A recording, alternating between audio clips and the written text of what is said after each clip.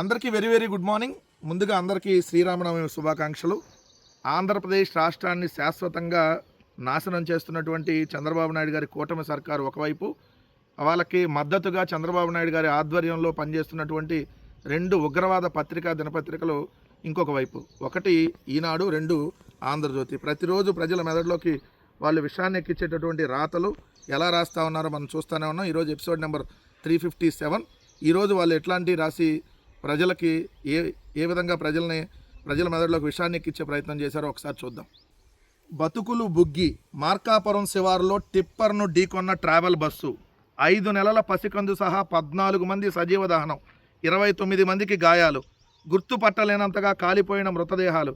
DNA పరీక్షలు చేయించి బంధువులకు అప్పగించేందుకు ఏర్పాట్లు. మృతుల కుటుంబాలకు 5 లక్షలు, క్షతగాతులకు 2 లక్షల పరిహారం. ముఖ్యమంత్రి చంద్రబాబు ఆదేశం. ఘటనా స్థలానికి మంత్రులు అనిత, రాంప్రసాద్ రెడ్డి. అంతా అయిపోయినాక వచ్చే ఉపయోగం ఏంది? 6 నెలల వ్యవధిలో 6 బస్సు ప్రమాదాలు జరిగినాయి ఆంధ్రప్రదేశ్ రాష్ట్రంలో. 6 నెలల్లో 6 ప్రమాదాలు అంటే ప్రతి నెలకు వచ్చి ఒక ప్రమాదం జరుగుతూ ఉంది. ఏ గుడ్డిగాడికి పళ్ళు దొంగతున్నారు? అంతా చచ్చిపోయినాక వచ్చి శవాలను దొత్తానికి వస్తున్నారా మంత్రులు? మీరేం చెప్తారు ఇక్కడ? ఏదైతే బస్సు ప్రమాదం జరగంగానే మొత్తం బస్సులన్నీ చెక్ చేస్తారు. ఒకరోజు 2 రోజులు ఫైన్లు వేస్తారు, మళ్ళీ తర్వాత షరా మామూలే. పెద్ద మాఫియా ఇది, బస్సులు మాఫియా అనేది. ప్రైవేటు ట్రావెల్స్ మాఫియా నడుపుతుంటే ప్రభుత్వం ఏం చేస్తూ ఉంది?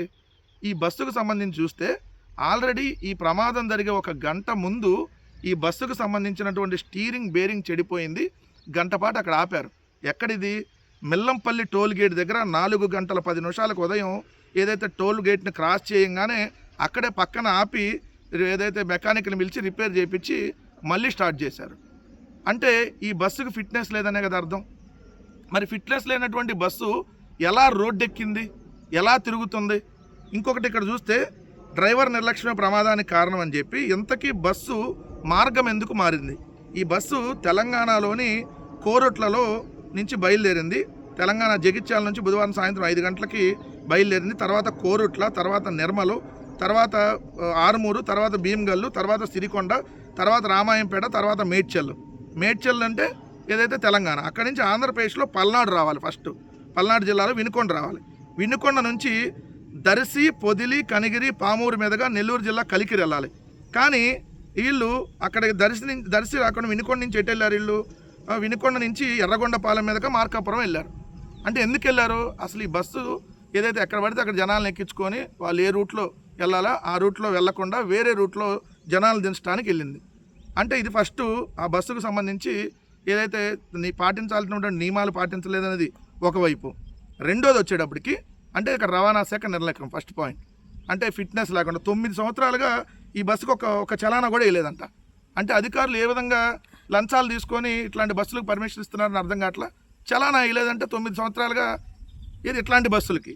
రెండోది వచ్చేది ఈ హరికృష్ణ ట్రావెల్స్ అనేది చాలా వివాదాస్పదమైనటువంటి ట్రావెల్స్. 2 సంవత్సరాల క్రితం హైదరాబాద్లో ఈ ట్రావెల్స్ బస్సులో ఒక మహిళపై ట్రావెల్స్ బస్సులో మహిళపై డ్రైవర్ అత్యాచారం చేశాడు. ఇదే హరికృష్ణ ట్రావెల్స్. మరి ఇట్లాంటి బస్సు, ఇలాంటి ట్రావెల్స్కి ఏదైతే వాళ్ళు 9 సంవత్సరాలుగా చలానా వేయకుండా ఆ బస్సును నడుపుతున్నారంటే ఫిట్నెస్ లేకుండా ఎలా నడుపుతున్నారు అంటే చెకింగ్ కూడా చేయట్లే. కనీసం వేస్తే రోజు ఫైన్లే, రోజు ఆపేయాలి బస్సుని. ఇది ఒక పాయింట్. రెండోది ఏదైతే ప్రమాదం జరిగిన ఎమ్మటనే ఏదైతే ఫస్ట్ ఎవరికి ఫోన్ చేస్తారు? పోలీసులకి 100 నెంబర్కి. 100 నెంబర్కి ఫోన్లు చేస్తే 20 సార్లు చేసినా పోలీసులు ఫోన్లు ఎత్తారంట. తర్వాత 108 అంబులెన్స్ చేస్తే అంబులెన్స్ రాదు టయానికి, వాళ్ళు ఫోన్లు ఎత్తారు. అంటే రవాణా శాఖ, ఏదే విధంగా పోలీస్ శాఖ, అదేవిధంగా వైద్య ఆరోగ్య శాఖ 14 మంది చనిపోవడానికి కారణం ప్రధానంగా రవాణా శాఖ నిర్లక్ష్యం. ఈరోజు తక్షణం రవాణా శాఖ మంత్రి రాజీనామా చేయాలి. ఎందుకు? ఇదేదో ఒక ప్రమాదం కాదు, నెలకొచ్చో ప్రమాదం జరుగుతుంటే ఏం పొడుస్తున్నారు, ఏ గుడ్డిగాడికి పళ్ళు తవ్వుతున్నారు. ఇక్కడ చూస్తే స్టేట్మెంట్లకేమో అద్దు పొద్దు ఉండదు. ఏం చెప్పింది హోంమంత్రి? 30 నిమిషాలు జూమ్లో లోకేష్ మాట్లాడేసి లక్షల కోట్లు పెట్టుబడులు తెచ్చారంటారు. మరి 30-40 సార్లు చేసినా పోలీసులు మాత్రం ఫోన్లు ఎత్తరు. ఇంకొక అంశం వచ్చేటప్పటికి ఏమంటారు వీళ్ళు? డ్రోన్ ట్యాక్సీలను ఎయిర్ అంబులెన్సులు పెడతారంట. మామూలు 108కే దిక్కులేదు ఈరోజు ఆంధ్రప్రదేశ్ రాష్ట్రంలో మీ కూటమి ప్రభుత్వంలో. మీరు చెప్పే మాటలేమో ఎయిర్ అంబులెన్సులు, డ్రోన్ ట్యాక్సీలు, మీ బొంద, మీ భోషానం మాటలు మాత్రం మాట్లాడుతూ ఉంటారు. పిట్టల ద్వారా కబుర్లు తప్ప ఏమన్నా ఉందా? ఈరోజు 14 మందిని సజీవ దహనం అవ్వడానికి ఈ బస్సు కారణమైతే, మొన్నటికి మనం కర్నూలులో చూసాం. బెల్ట్ షాపులో మద్యం సేవించి ఏ విధంగా రోడ్డు ఎక్కితే ఆ బైక్ని బస్సు గుద్ది అక్కడ చనిపోయినటువంటి పరిస్థితి. దాదాపు 20 మంది సజీవ దహనం. ఒకటా రెండా ఇన్సిడెంట్లు ఈ కూటమి ప్రభుత్వం వచ్చినాక ప్రతి రోజు ఏదో ఒక ఇన్సిడెంట్లు. గుడిలో తొక్కేసలాట జరిగిద్ది, లేదంటే మీకు రోడ్ల మీద ప్రమాదాలు జరుగుతూ ఉంటాయి, బస్సులు తగలబడతా ఉంటాయి, బాణసంచా పేలి అక్కడ చనిపోతూ ఉంటారు, లేదంటే వీళ్ళే డైరెక్ట్గా నడి రోడ్డు మీద నరికి చంపుతూ ఉంటారు. ఇంత దారుణమైనటువంటి పరిపాలన ఇక్కడ నడుస్తూ ఉంటే ఎంత మాఫియా అంటే 2200 ప్రైవేట్ ట్రావెల్స్ ఉన్నాయంట ఆంధ్రప్రదేశ్ రాష్ట్రంలో. రోజుకు 75,000 మంది ప్రయాణిస్తారంట. రోజుకు 75,000 మంది సీటింగ్ కెపాసిటీ. ఒక్కొక్క బస్సుకు వచ్చి రోజుకి 1000 రూపాయలు ఏదైతే వీళ్ళు లంచం ఇవ్వాలంట. దాన్ని తీసుకెళ్ళి రవాణా శాఖలు కమిషన్లు ఇస్తారు. అంటే నెలకి రోజుకి 22 లక్షలు, 2200 బస్సులు అంటే ఒక్కొక్కరు ఉంటే 1000 రూపాయలు వేసుకుంటే అంటే నెలకు 6,60,00,000, సంవత్సరానికి 80 కోట్లు. సో ఎంత దందా నడుస్తుందో ఇటు చూడండి. సో ఇది జరుగుతుంటే ఏడేమో అసలు మాటలు కోటలు దాటిపోతూ ఉంటాయి. డాష్ బోర్డ్లోనూ చూసి అన్నీ చేసేస్తానంటాడు. మోందాన్ని ఎగిరితంతే ఎగిరిపోయింది అంటాడు మోందా తుఫాను. ఈడ మాత్రం రోజు జనాలు సస్తానే ఉంటారు. ఇది ఖచ్చితంగా ఈ ప్రభుత్వం బాధ్యత తీసుకోవాలి. ఇప్పటికే 6 నెలల్లో 6 ప్రమాదాలు జరిగినా ఈ రవాణా శాఖ కానీ ఇక్కడ ఉన్నటువంటి ప్రభుత్వం కానీ దాని మీద చర్యలు తీసుకోవట్లేదు. ఇంకా మరొకసారి ఇలాంటి ప్రమాదాలు జరగకుండా చర్యలు తీసుకోకపోతే ఇంకా బస్సు ఎక్కితే ప్రాణాలు పోయేటటువంటి పరిస్థితి క్లియర్గా ఆంధ్రప్రదేశ్లో కనపడతా ఉంది. ఒక్క మాటతో చంపేయగలను, కానీ నాకు సంస్కారం ఉంది. జగన్ను ఉద్దేశించి కేంద్ర మంత్రి పెమ్మసాని ఒక్క మాటతో చంపేస్తావా అంటే మీరు కేంద్ర మంత్రా, ఏమన్నా వీధి రౌడీయా, ఏమన్నా గోండానా? చదువుకున్నావు, సంస్కారం లేదా నీకు? నీకు అడ్డదారిలో ఏదైతే అడ్డంగా డబ్బులు ఉన్నాయి కాబట్టి ఆ డబ్బుల ద్వారా నీ కేంద్ర మంత్రి వచ్చేసింది. బలుపు ఎక్కువైపోయింది. ఒళ్ళు కొవ్వెక్కి మాట్లాడుతూ ఉన్నావు మిస్టర్ పెమ్మసాని. ఒక మాటతో చంపేస్తావా? ఏది మొన్న అంబటి రాంబాబు గారిని చంపడానికి ప్రయత్నించాడట, అలా మాటలు చెప్పి చంపేస్తారా? మాటలని అంటే పిల్లనిచ్చినటువంటి మామని చెప్పులేసి ఏదైతే ఆయన మానసికంగా వేధించి చంపినట్టు జగన్ గారిని కూడా చంపేస్తారా? ఏం చేద్దాం అనుకుంటున్నారు? రాజకీయంగా జగన్ గారిని ఎదుర్కొనేటటువంటి దమ్ము ధైర్యం లేక ఆయన అడిగిన దానికి సమాధానం చెప్పడం చేతగానటువంటి దద్దమ్మలాగా ఒకే ఒక మాటతో ఏదైనా మాటతో చంపేస్తాడంట. చంపేయండి. అంటే మీకు రాష్ట్రంలో ప్రతిపక్షం ఉండకూడదు, మొత్తాన్ని చంపేసి పడేయాలి. ఎందుకంటే మీరు చేస్తున్న దాన్ని ఎవరు క్వశ్చన్ చేయకూడదు. నువ్వు కేంద్ర మంత్రివా, ఏమైనా వీధి రౌడీవా? ఇష్టం వచ్చినట్టు నోటికి ఏదొస్తే అది వాగితే గుంటూరు నుంచి అమెరికా దాకా పరిగెత్తిస్తారు ప్రజలు. ఈ ప్రజాస్వామ్యంలో అహంకారం పనికిరాదు, ఒళ్ళు బలుపు అసలు పనికిరాదు, కొవ్వెక్కిన మాటలు అసలు పనికిరావు. గుంటూరు మిర్చి ఘాటేందో అమెరికా దాకా నిన్ను తరిమి కొట్టే రోజు దగ్గరలో ఉంది కాబట్టి ఈ విధంగా పేటరేగిపోయి మాట్లాడుతూ ఉన్నావు. మొన్న కూడా అంబటి రాంబాబు గారి మీద అదేవిధంగా గంజాయిని పంపించి ఏదైతే ఆఫీస్ని ఇల్లుని తగలబెట్టేటటువంటి కార్యక్రమం చేసావు. సో నీకు టైం దగ్గర పడింది కాబట్టి ఈ విధంగా పిచ్చి మాటలు, పిచ్చ ప్రేలాపనలు ఇష్టం వచ్చినట్టుగా వాగుతూ ఉన్నావు.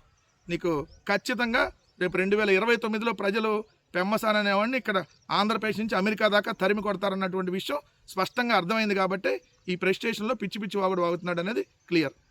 చంద్రబాబు నాయుడు గారు నిన్న కేబినెట్ సమావేశం జరిగితే ఆయన ఎక్కడ ఏ సమావేశం జరిగినా జగన్మోహన్ రెడ్డి గారి మీద పడి ఆడవటమే. వాళ్ళ డైనింగ్ టేబుల్ మీద కూర్చుకొని కూడా ఎడుతారేమో జగన్ అంట.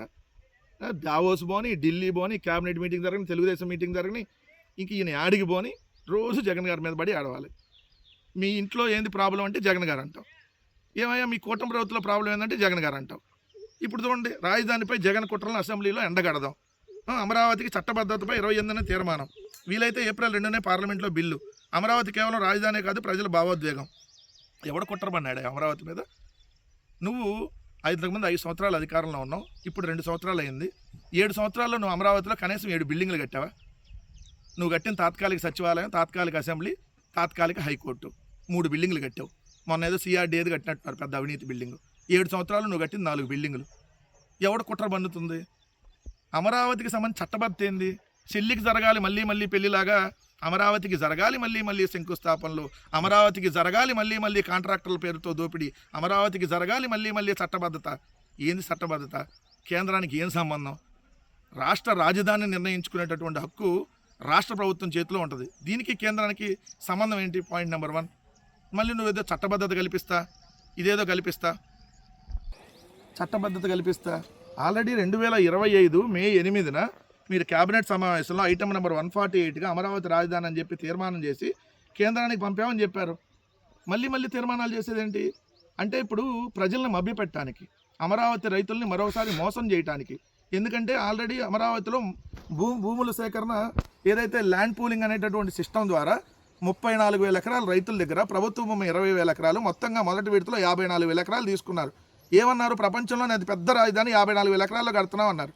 ఇప్పుడు మళ్ళీ రెండో విడత భూసేకరణ అని చెప్పి ఇంకో 50 గ్రామాలు, ఇంకో 1,75,000 ఎకరాలు, అంటే 2,30,000 ఎకరాల మొత్తం. ఏం చేద్దాం అనుకుంటున్నారు రాష్ట్రాన్ని? అందుకని రెండో విడత ఇప్పుడు 50 గ్రామాల రైతుల్ని ఒప్పించడానికి ఇది ఇప్పుడు ఒక సరికొత్త డ్రామాకి చంద్రబాబు నాయుడు గారు తెరలేపారనేది క్లియర్గా అర్థమవుతుంది. రెండో అంశం ఇక్కడ చూస్తే, ఇక్కడ క్లియర్గా చూస్తే అంతులేని ఆలస్యం అట. రాజధానిలో అగ్ని ప్రమాదం జరిగితే అంతే, విజయవాడ గుంటూరు నుంచి రావాల్సిందే, అంబులెన్సులు రావాలన్న అదే పరిస్థితి, అంబులెన్స్ రాక ఆలస్యంతో ఇటీవల వ్యక్తి మృతి. అంతర్జాతీయ రాజధాని, అంతర్జాతీయ స్థాయి అమరావతి, అంబులెన్స్ రాదు, అంబులెన్స్ ఫోన్ చేస్తే అరగంటకు కూడా రాదు. అంతర్జాతీయ స్థాయి రాజధాని, చిన్న అగ్ని ప్రమాదం జరిగితే గంట అయినాక వస్తుంది ఫైర్ ఇంజిన్. గొప్ప వాళ్ళరా బాబు, గొప్ప ప్రభుత్వాన్ని నడుపుతున్నారు. సాక్షాత్తు మీ ఎమ్మెల్యే చెబుతాడు ఇక్కడ రోడ్లు కూడా వేయట్లేదు, దిక్కుమాలిన పరిస్థితి ఇక్కడ ఉందని చెప్పి. మళ్ళీ ఇంకేంది నువ్వు చెప్పేది? సో ఇది ఎట్ట ఇది అంతర్జాతీయ? మరోసారి రైతుల్ని మోసం చేయడానికి కదా అసలు. అయినా రాష్ట్ర రాజధానిని నిర్ణయించుకునేటటువంటి రాష్ట్ర ప్రభుత్వం, దానికి పార్లమెంట్తో సంబంధం ఏంది?